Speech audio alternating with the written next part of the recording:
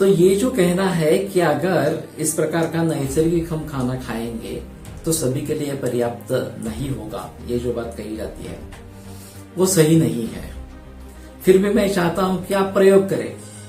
अगर सचमुच ही इस प्रकार से हमें देखना है तो ये करके क्या होता है और कितनी धान फसल होती है और वो सभी लोगों के लिए फायदेमंद होती है नहीं होती है, काफी होती है नहीं होती है, इसके बारे में पता लगाए। संशोधन करेंगे तो इसके बारे में जरूर पता लग जाएगा कि जो मैं कह रहा हूं वो सही है। और इस प्रकार से वेस्ट बिल्कुल ही नहीं करना है, जो भी खाना फेंकना वगैरह इस प्रकार की बात कभी नहीं होनी है। तो ऐसा नैसर्गिक खेती करने से और भी फायदे हो जाते हैं, क्योंकि ये जमीन पानी जो प्रदूषण बन रहा है और फिर उसके जरिए बीमारियां बढ़ रही है, इससे हमें छुटकारा इस प्रकार का मिलेगा, हमें आरोग्य संपन्न दीर्घायुष्य इस प्रकार का प्राप्त हो जाएगा। तो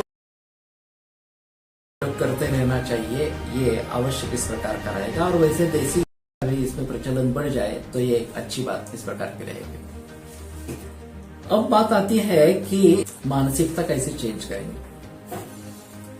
हमारी जो मानसिकता बन गई है कि मुझे ये खाना चाहिए वो खाना चाहिए इस प्रकार से, और ज्यादा मात्रा में चाहिए इस प्रकार से, तो वो मानसिकता अगर हम बदल करते हैं, उसमें बदल कर पाते हैं तो आगे कुछ कर सकेंगे। तो हम जितना चाहिए उतना ही पकाएंगे और उसको फेंका नहीं जाएगा, इस प्रकार से उस सभी का इस्तेमाल इस प्रकार का हो जाएगा। रेचल कार्सन ये एक विदुषी थी, उन्होंने साइलेंट स्प्रिंग नाम की किताब लिखी और उन्होंने ये सिद्ध किया कि डीडीटी के जरिए ये पूरे निसर्ग चक्र में किस प्रकार से बाधा, डीडीटी का प्रयोग शुरू हुआ बाह्य इस प्रकार से, और फिर उसके जरिए पूरी इकोलॉजी जो है, पर्यावरण जो है वो पूरा बदल गया।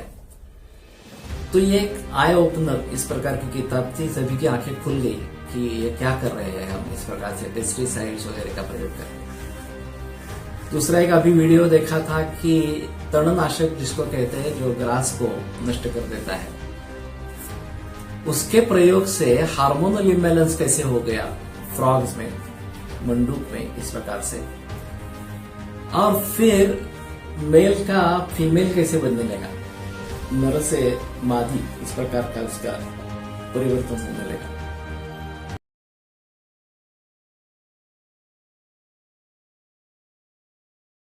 और उसका मूल कारण इस प्रकार की खेती में है, यह हमें पता ही नहीं है।